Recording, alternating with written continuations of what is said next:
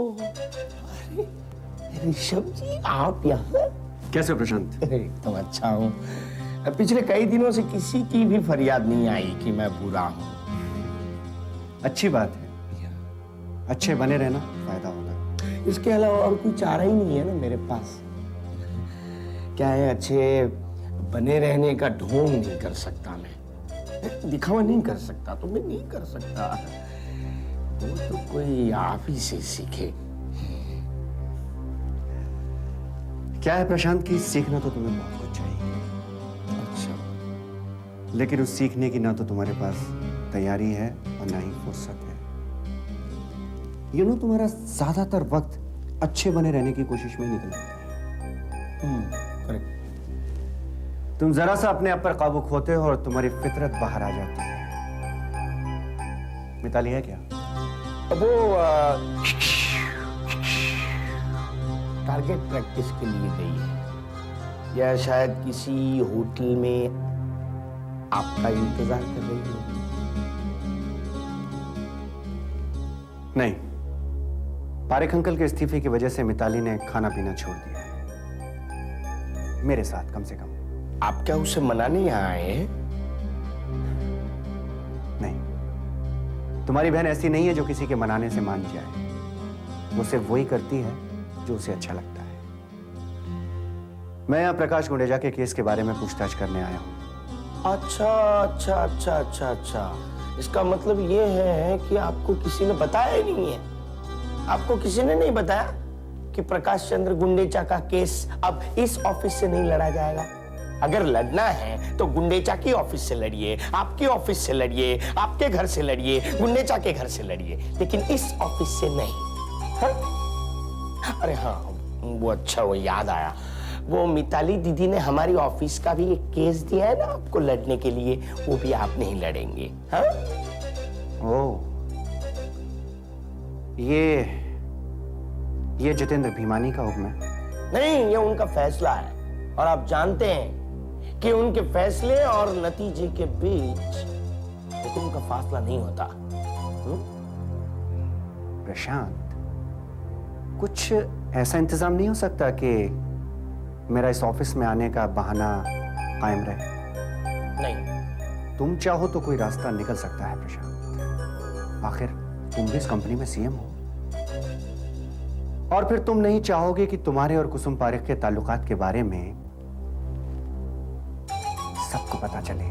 मेरा उनसे अब कोई ताल्लुक नहीं रहा ऋषभ भैया। मगर कभी था प्रशांत। तुमने और कुसुम ने मिलकर अपने परिवार के खिलाफ जो कुछ भी किया, उसका असर अब भी तुम पर हो सकता है। वो पार्टनरशिप में किया हुआ बिजनेस याद है ना तुम्हें? बिजनेस तो खैर तुमने किया नहीं, लेकिन हाँ, पार्टनरशिप कर ली तुमने। और उस पार्टनरशिप को अभी तक डिसॉल्व करने की दरकार तुमने नहीं समझी। इस कंपनी के नाम पर कुसुम ने क्या क्या घपले किए होंगे तुम कहां जानते हो? मिताली से कहना कि उसके केबिन में मैं उसका इंतजार कर रहा हूं।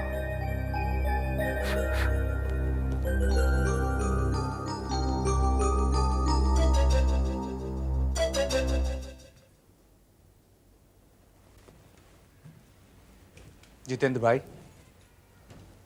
आपने जो प्रॉमिस किया था ना, वो आप पूरा नहीं कर पाएंगे। बैठो। क्या मतलब है तुम्हारे कहने का? आपने कहा था कि ऋषभ नाहर भिमानी इंडस्ट्री में पैर नहीं रख पाएगा। वो तो पैर जमा रहा है। पारेख, जितेंद्र भीमा ने दिया हुआ प्रॉमिस कभी तोड़ता नहीं है। मैं मिताली से बात करूंगा। कोई फायदा नहीं जितेंद्र भाई, अब मेरी समझ में आ गया है कि हमारा वक्त गुजर चुका है। जिस तरह से पानी में से उंगली निकालकर जगह भर जाती है, उसी तरह मेरी भी जगह भर गई है। किसी की जगह भर नहीं जाती पारेख भाई। हमारी दुनिया प्यार का फैलाव है, और प्यार पत्थर से भी ठोस होता है। यहाँ जिसकी जगह बनती है, बनी ही रहती है, और इसीलिए ऋषभ नाहर भी हमारे पास वापस आया है। मैं कुछ समझा नहीं बात। पारेख भाई, आपने ऐसी शर्त क्यों रखी है कि जिससे सबको आखिर दुखी होना पड़े? ऋषभ का साथ छोड़कर मिताली को कितना दुख हुआ है वो तो आपने देखा ही है। आपके जाने से भी किसी को खुशी नहीं होगी। तो मैं क्या करूं भाभी? उस आदमी से जिससे मैंने नफरत की इतने सालों तक, जिसने मेरी बेटी को बर्बाद किया है, जिसने मेरा जीना दुभर कर दिया, उसको माफ कर दूं? ऐसा सोचकर कि वो घटना घटी ही नहीं। मगर आप दोनों ये जिद क्यों कर रहे हैं कि दिशा के केस में कोई तहकीकात नहीं होगी? मुझे तो मैं पहले से बता चुका हूं। उस वक्त तुम भी यही कह रही थी कि तहकीकात नहीं होनी चाहिए। तब की बात और थी। अब वक्त, हालात और नजरिया तीनों बदल चुके हैं। क्या हालात बदले हैं? क्या नजरिया बदला है? यही कि मिताली ने ऋषभ को माफ कर दिया है? हालात ये बदले हैं पारेख भाई कि ऋषभ नाहर ने पहली बार इस किस्से में अपना मुंह खोला है। उसने कहा है कि दिशा के साथ उसने कोई जबरदस्ती नहीं की थी। वो ना ही सिर्फ तहकीकात चाहता है बल्कि तहकीकात के लिए तैयार भी है। और आपने उस पर विश्वास कर लिया? सवाल मेरे विश्वास का नहीं है पारेख भाई, सवाल हमारे शक को सबूत की धार पर चढ़ाने का है। पारेख, जानकी ठीक ही कह रही है।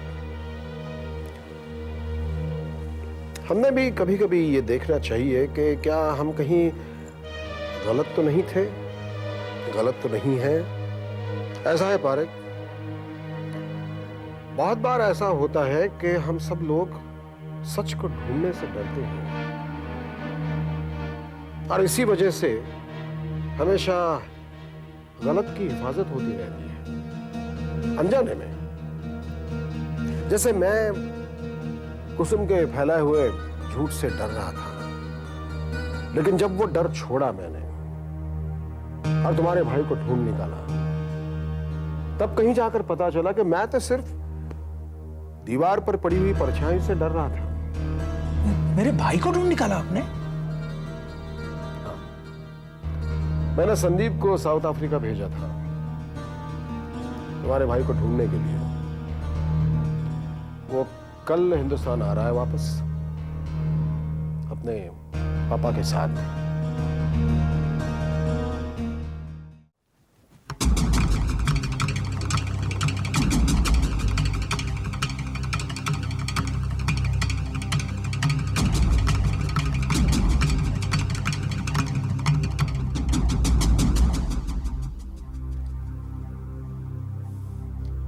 आपसे बहुत सालों बाद मिल रहा हूं पारेख अंकल।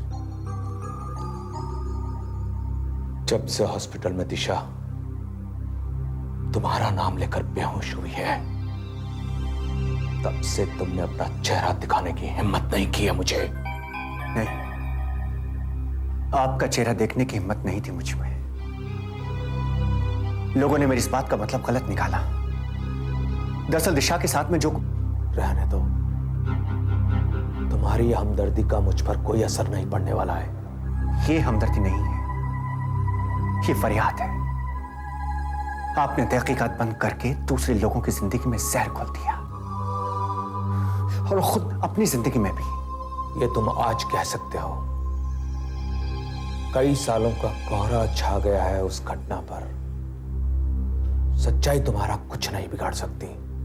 ये सच्चाई अब मुझे कोई फायदा भी नहीं दे सकती अंकल, लेकिन फिर भी मैं सच्चाई बाहर लाना चाहता हूं।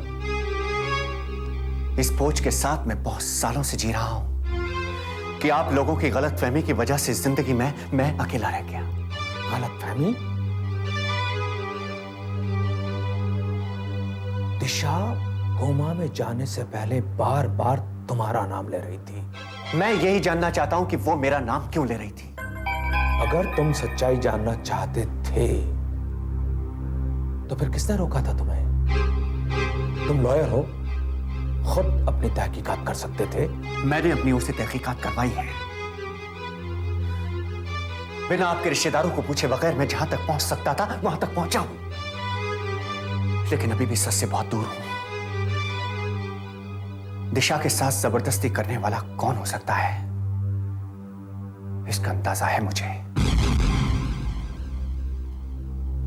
बोलो, बताओ, आखिर मैं भी जानना चाहता हूं कि तुम अपना अपराध किसके माथे मरना चाहते हो। बोल दो, कह दो कि वो आदमी मर चुका है। नहीं, वो जिंदा है। यस, लेकिन वो आपका इतना अजीज है कि मैं बिना किसी सबूत के उसका नाम नहीं ले सकता। और सबूत मुझे दिशा से यानी आपके घर से ही मिल सकता है। तुम मेरे भाई की बात कर रहे हो? दिशा के सगे चाचा पर इतना घिनौना इल्जाम लगा रहे हो? मैं तुम्हें जिंदा नहीं छोड़ूंगा, मैं तुम्हें जीवित नहीं छोड़ूंगा, मैं तुम्हारा खून पी जाऊंगा, मैं तुम्हें मार दूंगा, तुम्हें छोड़ दो मुझे, छोड़ो, इसका खून पी जाऊंगा। तुम मेरे भाई की पत्नी हो कुसुम। जब तुम बहुत छोटी थी ना, तभी से मैंने देखा है तुम्हें। अपने पिताजी के साथ ऑफिस आया करती थी। मैं नहीं चाहता कि तुम किसी की बर्बादी का कारण बनो। मैं भी आपको बहुत सालों से जानती हूँ। जब मैं अपने पापा के साथ ऑफिस आया करती थी, आप खड़े हो जाते थे। तब से देखा है आपको। मेरी बर्बादी में आपका भी हिस्सा है, ये मत भूलिए। वीरेंद्र के साथ शादी करके तुम बर्बाद हुई, या तुमसे शादी कर वीरेंद्र बर्बाद हो गया? जो तुम्हारे पिताजी ने साउथ अफ्रीका में बिजनेस शुरू किया था, जिसे वीरेंद्र संभाल रहा था, वो खत्म हो गया। तुम्हारी बेटी ने किसी तरह शादी कर ली और तुम्हारी नफरत की दुनिया से दूर हो गई। अब तुम्हारा बेटा अपनी जिंदगी बर्बाद करने पर तुला हुआ है। क्या चाहती हो तुम? मेरे पापा की दौलत जितेंद्र ने हथिया ली है, वो मैं वापस चाहती हूँ। कि रुपया, पैसा, बंगला, गाड़ियां सब मेरा है। तुमसे समझदार तो तुम्हारी बहनें हैं कुसुम, जो ये समझ गई कि तुम्हारे पापा ने ये सब जितेंद्र भाई को वसीयत में दिया था, और अपने अपने घरों में खुश है। और दोनों के परिवार वाले भिवानी इंडस्ट्रीज के साथ बिजनेस करके पैसा कमा रहे हैं। तुम क्यों नहीं समझती कुसुम? मुझे जितेंद्र के फेंके हुए टुकड़े नहीं चाहिए, मुझे मेरा हक चाहिए। मैं जानता हूं कि जितेंद्र भाई ने किसी का हक नहीं मारा है। और फर्ज करो उन्होंने 20-25 साल पहले तुम्हारा हक मारा भी हो, तो अब लड़ने से क्या फायदा? अब तो कोर्ट भी इस केस को डिसमिस कर देगी। वो मैं जानती हूं, इसीलिए अपने तरीके से लड़ रही हूं। हक के लिए लड़ाई तो कभी भी की जा सकती है। तुम नहीं समझोगी कुसुम। अब वीरेंद्र यहां आ रहा है, मैं तो सिर्फ यह पूछने आया था कि तुम जितेंद्र से कोई रिश्ता रखना चाहती हो या नहीं? वो रिश्ता कभी बना ही नहीं था, न वीरेंद्र से, न आपसे। और दोबारा मुझे सलाह देने मत आइए, जाइए आप यहां से। ठीक है, मैं जा रहा हूं, मगर इतना समझ लो कुसुम कि वीरेंद्र और संदीप में बाप बेटे का रिश्ता है या नहीं, इसकी जांच करवाई जाएगी। और यदि तुम झूठ बोल रही हो तो तुम जेल भी जा सकती हो।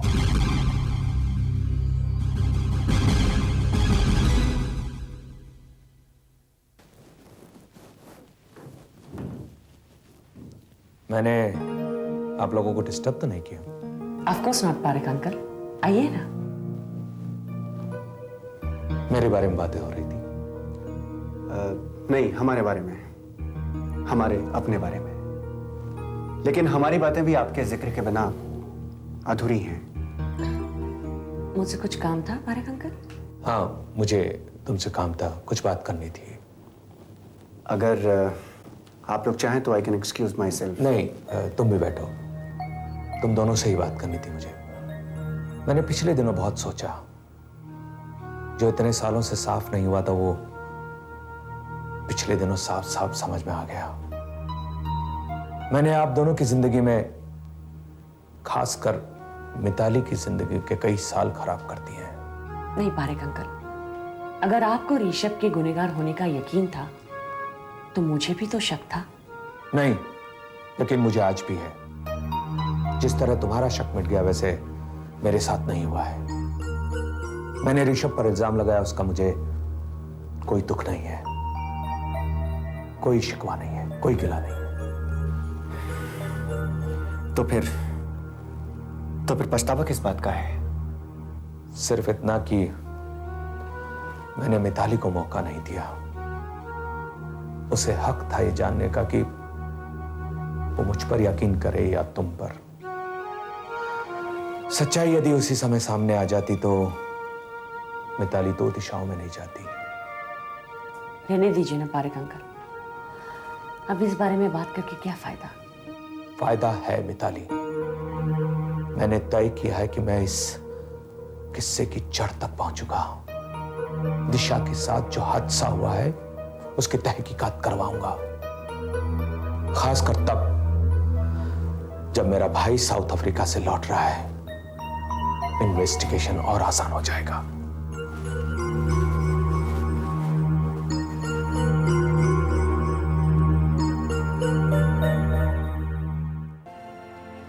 आपने मुझे बुलाया? हाँ Parag, and you must be surprised. हाँ, अचानक आपका फोन आया, पता नहीं क्या हो गया होगा, बस सीधा यहीं आ गया मैं। No problem. Parag meet Rishabh Nahar. Rishabh, this is Parag. Hello. काफी कुछ सुना है आपके बारे में। ऋषभ पराग हमारा काम कर सकेगा या नहीं ये तो मैं नहीं जानती, but he is certainly your man. Mitali, पहले हमें मिस्टर पराग से ये पूछना होगा कि क्या वाकई मिस्टर पराग हमारी मदद करना चाहेंगे? After all it's a free country, you know. आप हुक्म कीजिए, मुझसे जो कुछ भी बन पाएगा मैं जरूर करूंगा। पराग, एक मिनट मिताली। पराग, दरअसल ये मामला बहुत डेलिकेट है। पापा के बारे में होगा। I knew it. No Parag, it is not concerning your father. तो फिर कुसुम आंटी ने कुछ पंगा खड़ा किया होगा। नॉट रियली, लेकिन हम ये कह सकते हैं कि ये मामला उनसे रिलेटेड है। उन पर भी असर हो सकता है। उन पर भी असर? यू मीन इसके अलावा कोई और भी शामिल है इसमें? इस केस में उनके पति की इन्वॉल्वमेंट है। नहीं, लेकिन फूफा जी तो साउथ अफ्रीका में सेटल्ड हैं। अब रहते हैं, तब नहीं रहते थे। किस वक्त की बात कर रहे हैं आप? Don't be alarmed Parag.